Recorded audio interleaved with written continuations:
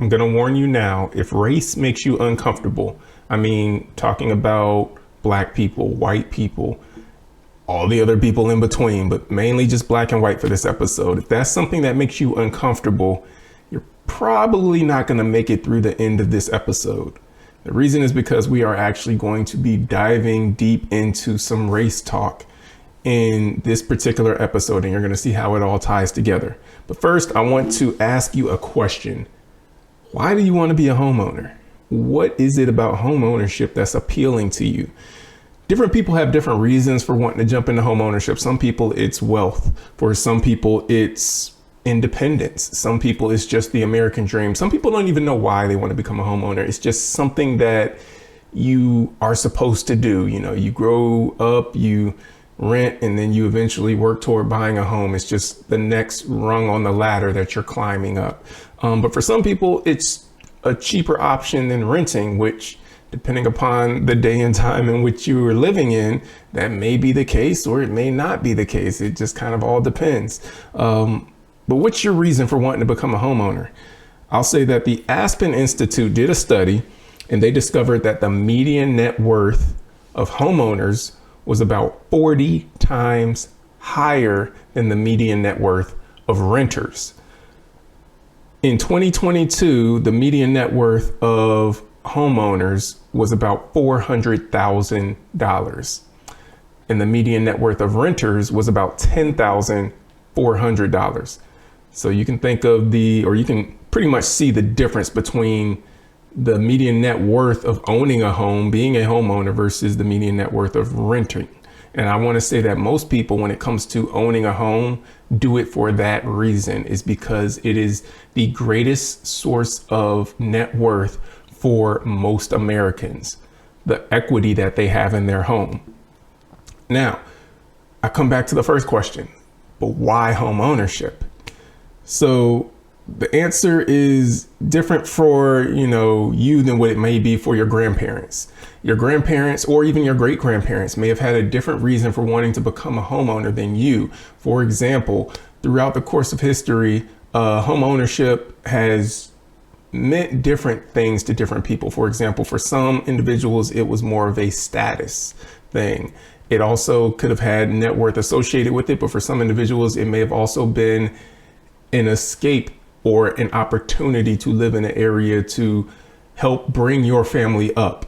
But for many Black people in this country, African Americans in this country, that was not an opportunity that was afforded to them. And that was for one of many reasons. So I'm gonna just list a few of them. But the reasons that I'm listing are actually not the reason that I'm gonna pinpoint, which I'll get to in just a moment. But some of those reasons, banks that would not lend to Black people in this country was one reason why a lot of Black families, a lot of Black people in this country, particularly in the 30s and the 40s and in the 50s, could not own a home. Those people in the 1930s, 1940s, 1950s couldn't own a home. Is because there were banks that wouldn't lend to them. But that's not even the big reason that I'm getting at.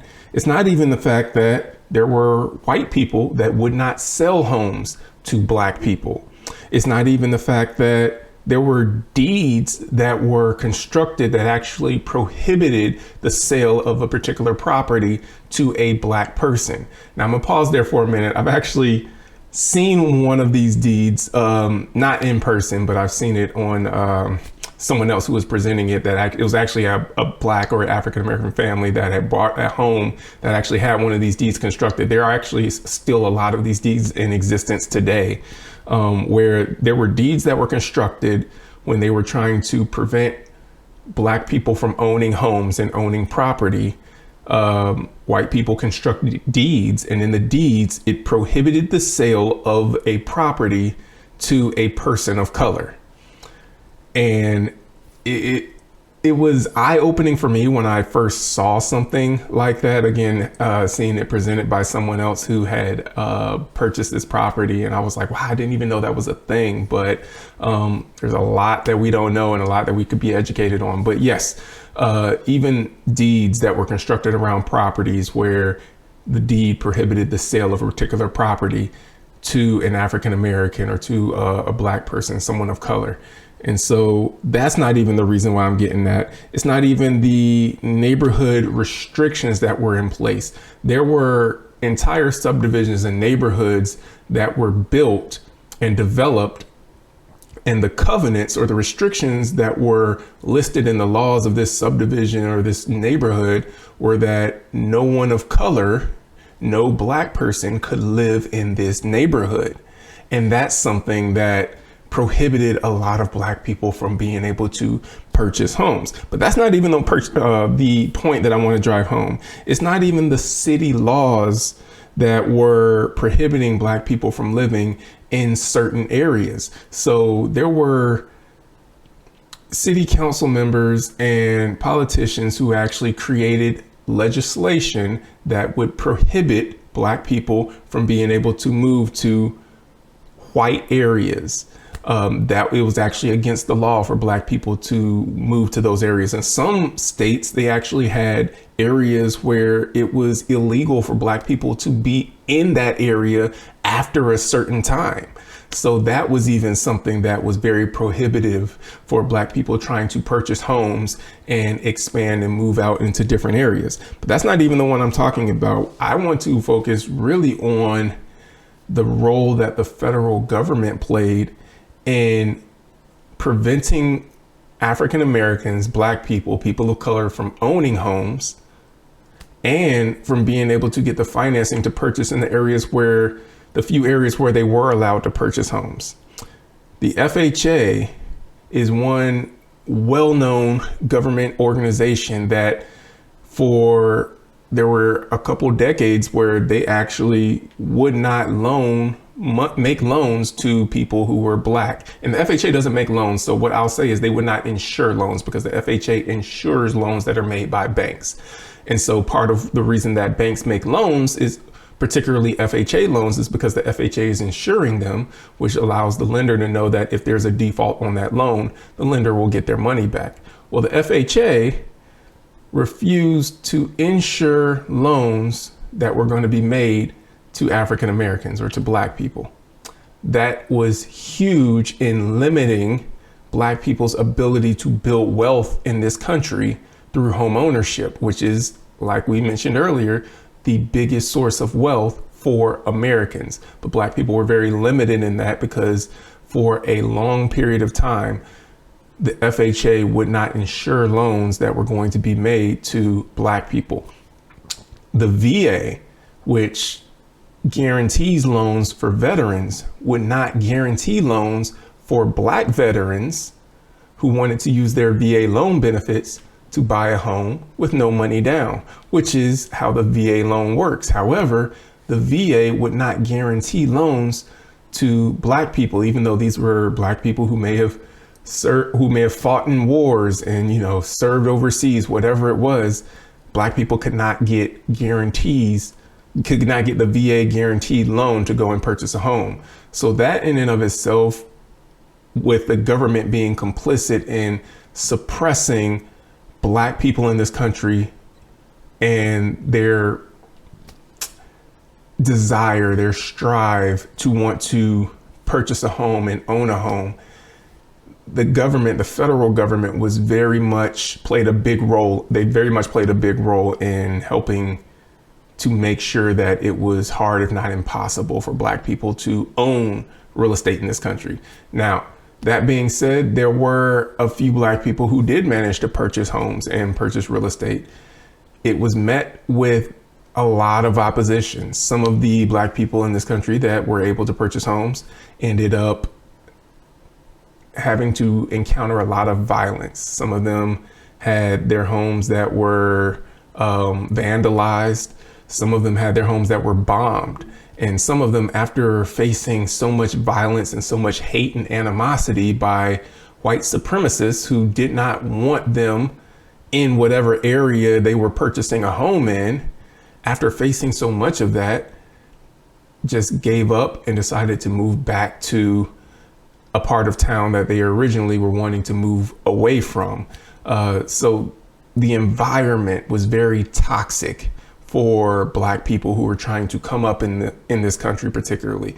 And so with your only option being, well, now you just have to go pay cash in order to buy a home in an area where you'll even be allowed to buy a home, Black people in the country did not make as much money for the same job that white people did. So for that reason, it was a lot harder and took a lot longer for Black people to save up the same amount of money to make the same purchase as what a white person would. Also, Black people didn't have the same amount of disposable income because their overall income was less. So if you had a Black person and a white person doing the same job, the Black person got paid less for doing the same job than what the white person did. Not only that, it's also documented that when it came to renting, Black people were charged higher rates for renting than what white people were charged. So Black people made less in income, but they were charged more in rental rates. When Black people did purchase a home, the few that were able to purchase homes, they had to overpay for the homes. They paid more than what a white person would have paid for the same home. So they had to make less and then pay more to get the same thing. And all of this stuff that went on for, again, throughout the 40s and the 50s. And then you still saw a lot of discrimination with blockbusting or redlining that literally took place all into the 2000s. I mean, there have been, I'm not going to list names, but there are some well-known banks that are currently under lawsuits for discriminatory practices and everything like that. So I'm not going to list any names, but that's something that's out there even in today's day and age. So this has been something that literally started very early in the housing era of this country. I would say in the 1930s, when FHA, came into existence and everything, and has kind of continued on for, a couple of decades from that. And then laws have been changed, in the early 50s and everything, but you still saw a lot of segregation, a lot of circumventing what was changed in the federal law, so that different states and cities still found ways to be very discriminatory against people of color, against Black people. And so when you look at the decades and the generations that this carried on, and then you look at the income differences within our country between Black people and white people, you look at the housing differences between the amount of Black people that own homes and the amount of white people that own homes, and the amount of Black people that live in, undesirable areas or neighborhoods, and white people that live in undesirable neighborhoods or areas. It is very much unequal or uneven, I guess you say. It's very much not the same. Also, if you look at property values, appraisers had a lot to do with this whole real estate infrastructure as well. And I'm throwing a lot of stuff at you, but I'm going to wrap this up in a bow and everything for you, so you can kind of get a brief onset of what we're, at least a snapshot of where I'm going here. Appraisers had a lot to do with the inequality in housing values as well.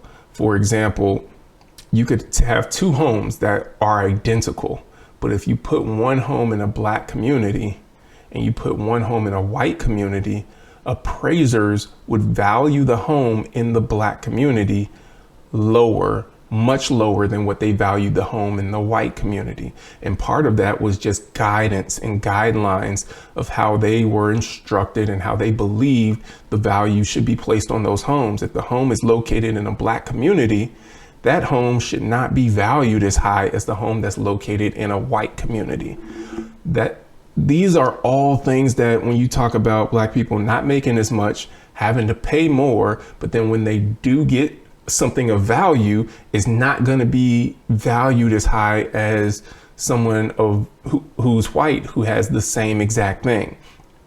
There was so much institutional stuff that happened, whether it be the federal government, the states, the city and the local government, or just the general attitude of racism that was very rampant within society throughout these times. And then we look to where we are now, where we have a lot of laws in place. We have a lot of things that have been done to try and curb or reverse all of the wrong that has happened previously. But it's one of those things where it's a really far bridge to cross that's going to take a lot more than just changing laws in order to achieve a result of even attempting to, curb or right some of those wrongs that have been done. For example, if your family, for example, let's say that your family,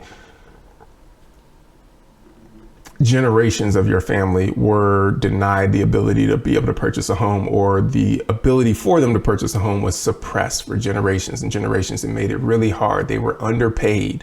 The wealth was just not flowing into your community, into a community of color, and home ownership, all the other things to help you build that wealth was not there. And then all of a sudden the laws change, which make it available to you. Does that now put you on an even playing field with everyone who over that same amount of time has been able to continue building wealth? They've been able to continue earning a decent wage. They've been able to continue to grow and flourish. And then when that generation passes off, they pass it on to their children, and their children take it from where they are, and they're able to continue building on top of that. And then they pass it to their children, and they continue to build on and on. Whereas the group of people that have been suppressed, they now have the freedom to purchase if they can afford it. But they're so far behind. We're talking generations behind, that it's more than just changing a law that's going to all of a sudden make everything equal. Like, oh, it's, we've got equality in housing now. It's like, well, by law, we've removed the discrimination from it. But if we're talking about equality in housing, the ability of a people group that's been suppressed for generations to now, because the laws have changed, be able to purchase what white people who have not been suppressed by generations, have continued to excel over those generations, are able to purchase, to say that that's equal because the law gives them equal opportunity, it's not really equal, if you get where I'm going with that. So to try and wrap all of this up, and getting back to the first question I asked, why do you want to purchase a home? So I'm gonna give you my answer. I grew up in a home where I grew up around real estate. Both of my parents are real estate brokers. My dad's been doing real estate for over 40 years. My mom's been doing it for over 30 years. She's coming up on 40 years of doing it. I grew up around real estate. I've always known and seen the value in real estate, but it wasn't until more recently that I understood, even on a deeper level, just how important it was, particularly to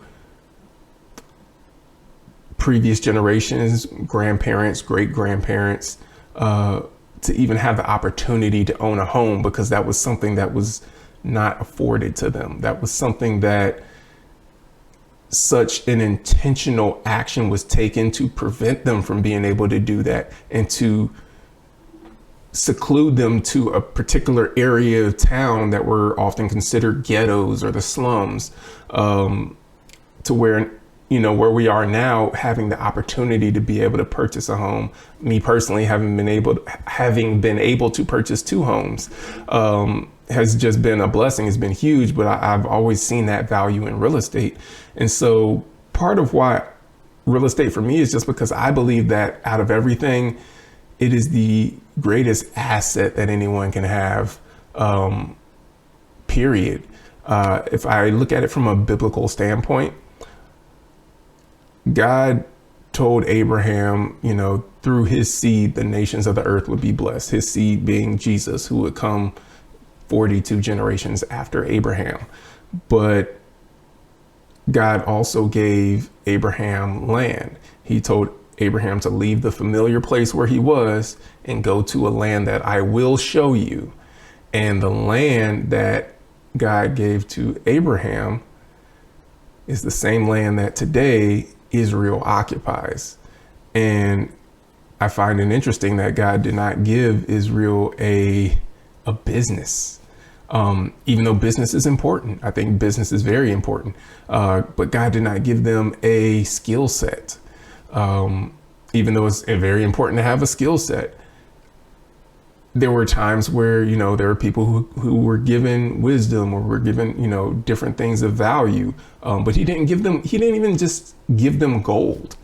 He gave them land, a land flowing with milk and honey, as you read about it in the Old Testament. But he gave them land. And, there were times where Israel was removed from that land, but then God brought them back to that land. And then there were times where their disobedience and their sin drove them away from that land, had them, where God would send an enemy to come and capture them and take them away. But then God also would faithfully bring them back.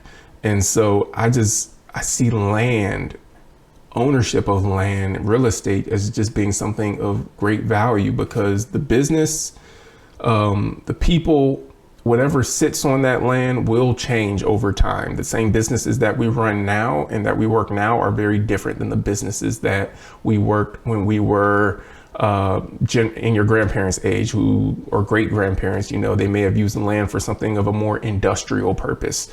And even before that, it may have been used for farming. The uses for land are going to change.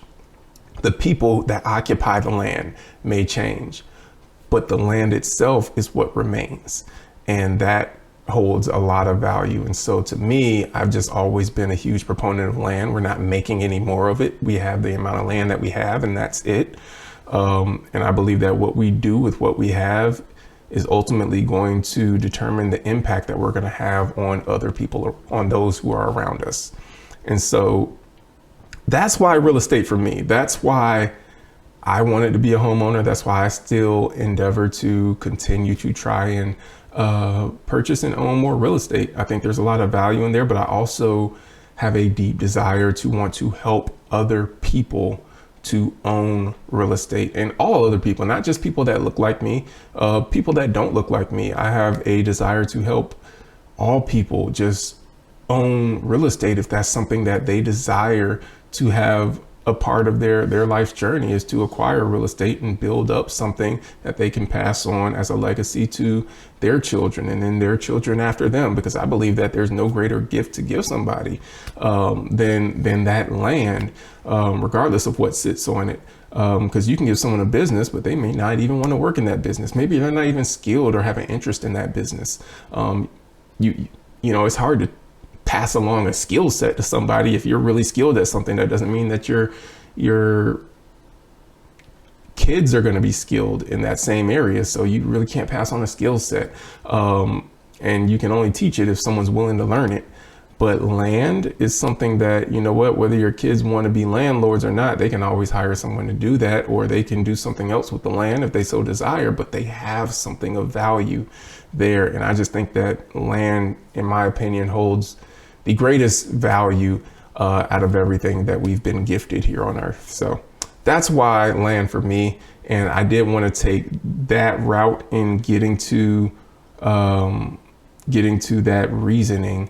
And by that route, I mean the route of talking about the history, a little bit of the history, because it goes really deep. And I'm actually going to talk about some more of that in future episodes as well, because I think it's very, very important for people to know some of the history and things that have gone on. But I did want to take that route to at least paint the picture that how we view real estate today is not, I think there's a lot that we take for granted. I think there's a lot that people say, oh, housing is expensive now, or,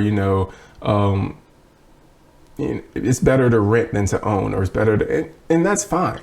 But I also do believe that it's really important for people to know the whole picture, particularly for people who are of color, Black people in this country, to know the opportunity that you have that was not always afforded to you in this country, and that was very much an intentional effort on the side of the government, the federal government, the state governments, the local governments, and many people within this country to try and keep you from owning land and building that wealth. And even in this year, this day and age that we're in right now, it is still the greatest source of net worth for the overwhelming majority of Americans. Is just the equity that they have in their home. That speaks volumes, that even after all of these decades and generations,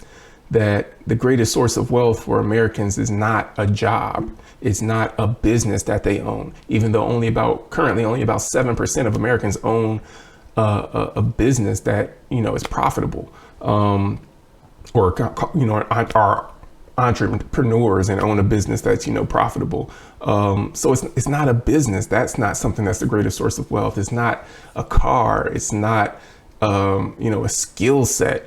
Even though a skill set, being able to play a sport or being able to play an instrument or being able to sing, those are benefits. But the greatest source of wealth is still real estate. After all of this time, real estate still wins out. And so that, for me, is one of the huge reasons why I just see so much value in just owning real estate, why I think that everyone should make it their goal to buy a home, own a home, live in a home, rent out a home, whatever it is, own some real estate, because I just believe that that's the biggest source of wealth. And I don't just think it is for most Americans, the overwhelming majority. And by far, homeowners are way wealthier than renters. And I think it's by design, not just the design of this nation, but by God's design as well. I mean, he gave to Abraham land, and you see land being a gift that has just been given throughout history and throughout time, and even today holds a lot of value. So that's what I have for you. Thank you for taking the time to tune in. We're going to be digging a little bit deeper into it. And we're going to have some good conversations, some good discussion. I'm going to have some guests coming up as well. So stay tuned, take care, be blessed. We'll see you in the next episode.